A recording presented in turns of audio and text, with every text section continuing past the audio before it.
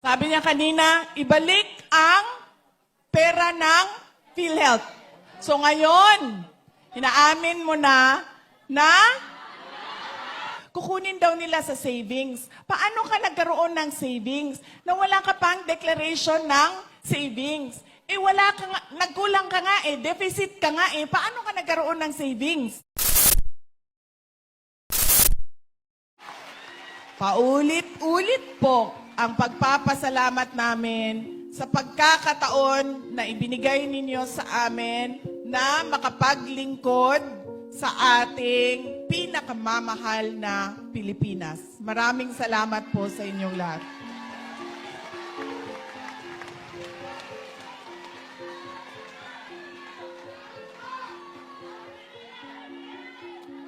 Ang susunod po na pagpapasalamat ay babalik na naman tayo sa inyo. Nabanggit kanina ang laki ng tulong ninyo sa bayan natin. Kaya masakit sa akin kapag tinatanong kung ano ba ang ginagawa ninyo sa abroad. Ang ginagawa namin sa abroad ay nakikinig sa mga OFW, sa mga overseas Filipinos. At nagpapasalamat sa kanila. Dahil kung hindi dahil sa mga padala ninyo sa Pilipinas at sa inyong mga pamilya na naiwan doon sa Pilipinas, ay sigurado matagal na lumubog ang bayan natin. Kaya kailangan maintindihan yon ng Marcos administration na napakahalaga ng kontribusyon ng OFW sa ating bayan. Kaya kami din ay nagpapasalamat sa suporta ninyo sa inyong mga pamilya at mga mahal sa buhay na nandoon sa Pilipinas. Pwede mo yan sabihin dito, ma'am, kasi hindi tayo hulihin.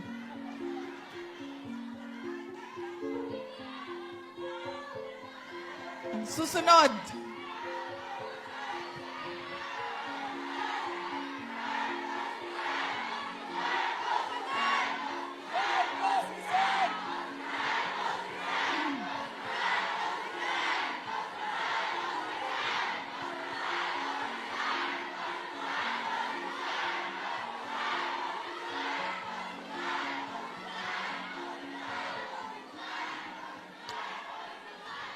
Mamaya po, pag-uusapan natin kung ano yung nangyayari sa ating bayan.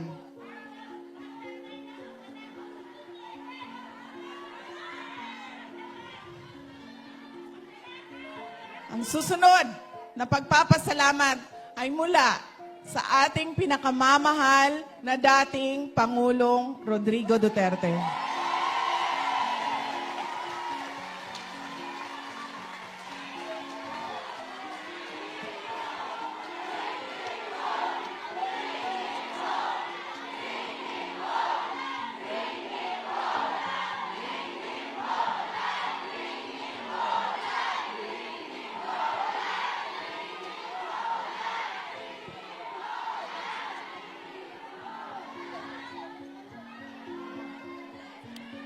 Alam niya po ang mga pagtitipon na ganito.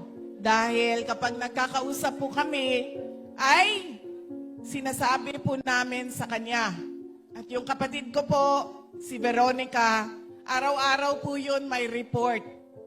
Sinusulat niya kung anong nangyayari, anong nasa balita, anong nangyayari sa pamilya, at pinapadala niya yon sa abogado. At yung abogado naman, ay pinapakita iyon kay dating Pangulong Rodrigo Duterte. Wa nila na sumali sa kidnapping sa Turkey ng mga batang Pilipino. Nagawa nila na kidnapin si dating Pangulong Rodrigo Duterte. Hindi nila magawang kunin at kidnapin si Zaldico pabalik ng Pilipinas. Ano lang nagawa nila? i-cancel ang travel authority. Hanggang dun lang. Tama ba yun? Bilyon-bilyon ang kailangan ko sagutin, tapos ang gagawin mo lang, i-cancel ang travel authority. Di ba? Napakadali nun. I-cancel mo. Di aalis akong congressman. Nandito pa rin ako. Oo. Sabi niya kanina, ibalik ang pera ng PhilHealth. So ngayon, inaamin mo na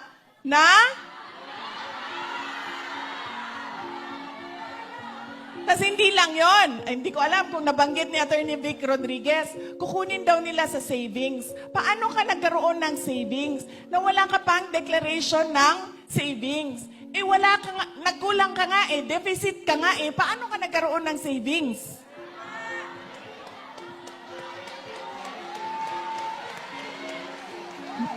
Non-stop ang pambubudol at sobrang kapal ng muka na parang hindi na nahihiya na binubudol yung mga Pilipino.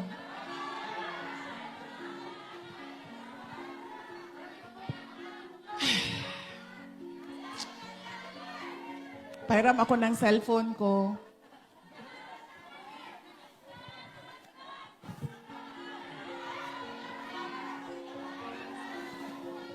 Ma'am.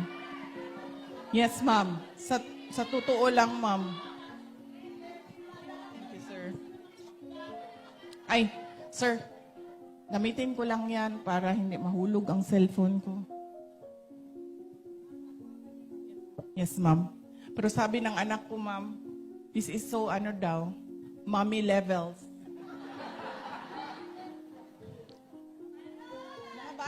Mga bata, ayaw nila ng ganito, no? Ayaw nila.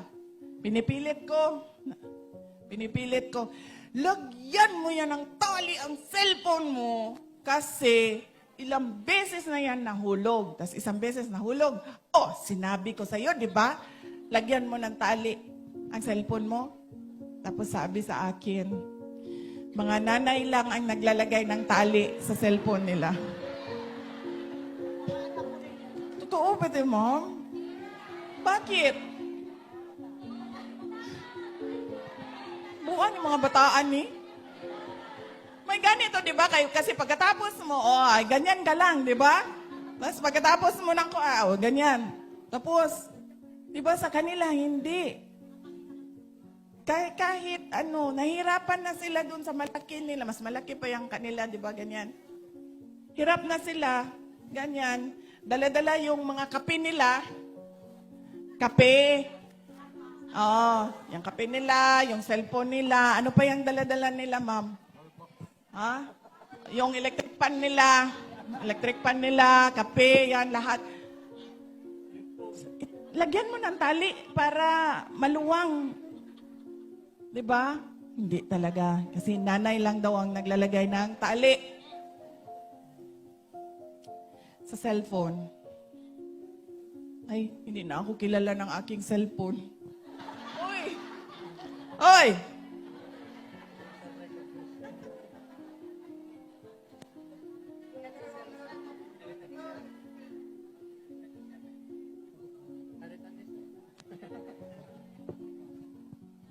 Di ba, bago lang nag-birthday si BBM? Nag-party-party. Dili, ma'am, kay una mo gugunda ko yung regalo sa iya, ha? Yan, pagkahuman, wala na human. Wala na human ako regalo.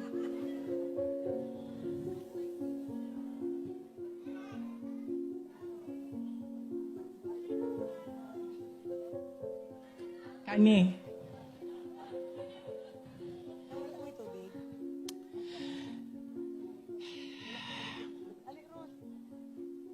Yes.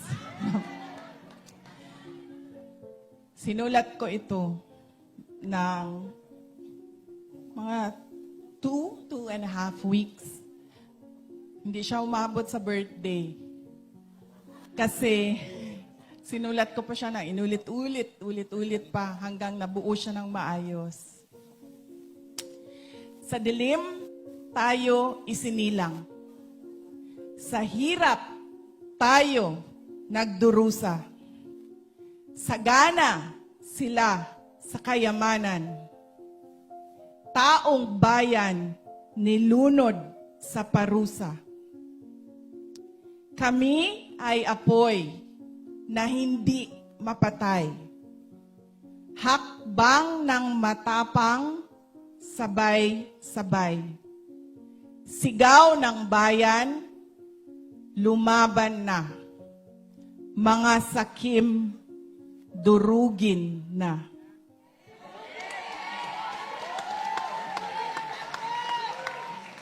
Mga bulok na pangako, palasyong pinatong sa ating buto. Krimeng itinago sa kasinungalingan. Kalayaan natin ipinagpalit sa ginto. Kami ay apoy na hindi mapatay. Hakbang ng matapang, sabay-sabay. Sigaw ng bayan, lumaban na. Mga sakim, durugin na.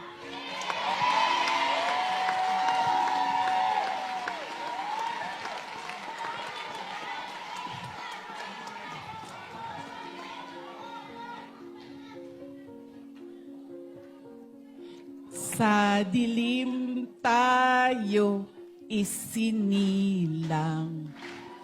Sa hirap tayo nagdurusa. Sagana sila sa kayamanan. Taong bayan, dilunod sa parusa. Kami ay apoy na hindi mapatay, hakbang ng matapang, sabay-sabay sigaw ng bayan, lumaban na. Mga sakim, durugin na. Mga bulok na pangako, palasyong ipinatong sa ating buto. Krimen itinago sa kasinungalingan. Kalayaan natin pinagpalit sa ginto. Kami ay apoy na hindi mapatay, hakbang ng matapang, sabay-sabay sigaw ng bayan, lumaban na. Mga sakim, durugin na. Kami ay apoy na hindi mapatay, hakbang ng matapang, sabay-sabay sigaw ng bayan, lumaban na. Mga sakim, durugin na. Taas noo, humahakbang, huwag yumuko kailanman. Taas noo, humahakbang, huwag yumuko kailanman. Taas noo, humahakbang, huwag yumuko kailanman.